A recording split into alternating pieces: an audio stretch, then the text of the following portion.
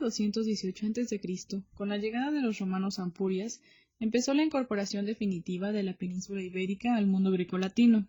Se impuso la lengua latina, importada por legionarios, colonos y administrativos. Los romanos nombraron a la nueva tierra Hispania. Ocuparon los territorios que abarcan la costa oriental de la península, desde Tarraconense hasta el sur de Lusitania, que incluye las ciudades de Cádiz y Cartago. Desde su llegada en el siglo II a.C. hasta la caída del imperio y las invasiones bárbaras en el siglo III.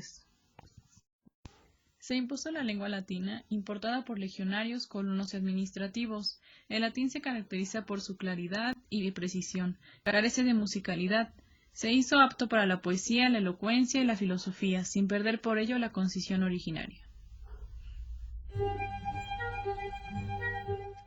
El latín siempre tuvo dos variantes: la culta, plasmada en la literatura y vastamente desarrollada por los eruditos romanos, y la vulgar, es decir, la lengua común que se hablaba en las calles.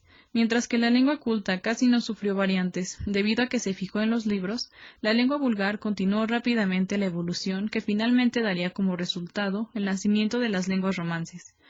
Por lo anterior, el latín llega a nuestros días de dos maneras: como lengua hablada, madre del español, y como vínculo hacia el conocimiento desarrollado por la cultura grecolatina.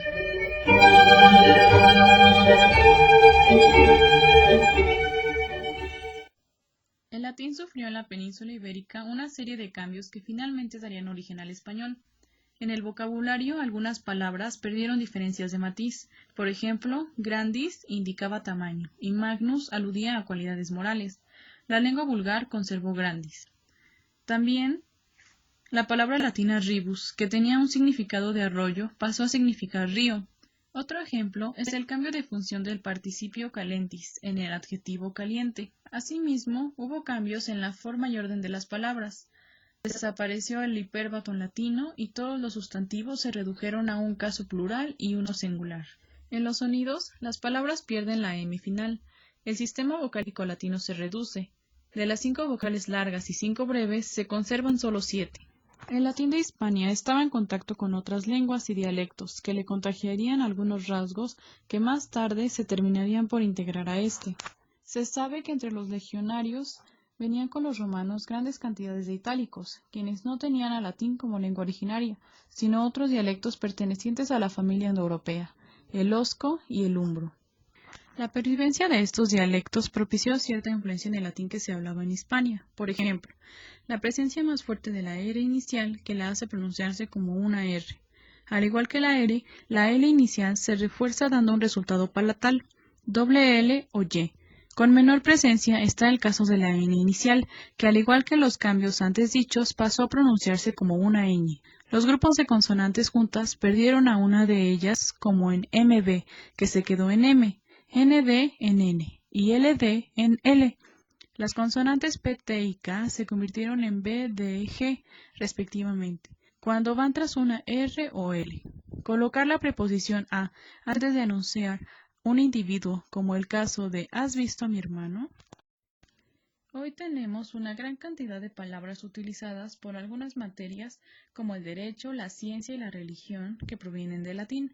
Si seguimos la evolución que las palabras sufrieron para llegar del latín al español que hoy hablamos, nos daremos cuenta de que podemos formar tres grandes grupos.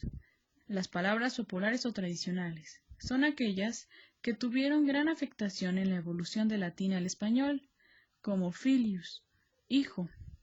Los semicultismos, palabras que no sufrieron un cambio tan drástico gracias a su uso estable dentro de las esferas de la administración y de la religión. Es el caso de angelus, que dio ángel, en lugar de anlo, que sería la evolución final de la palabra. Cultismos.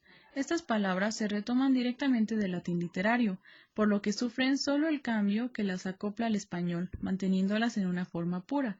Por ejemplo, evangelium, evangelio. Muchas veces, el camino evolutivo de una palabra latina al español produce dos palabras. Una de ellas es popular y la otra es considerada como culta. Entre ellas se relacionan por cierto contenido en sus significados. A estas dos palabras se les llama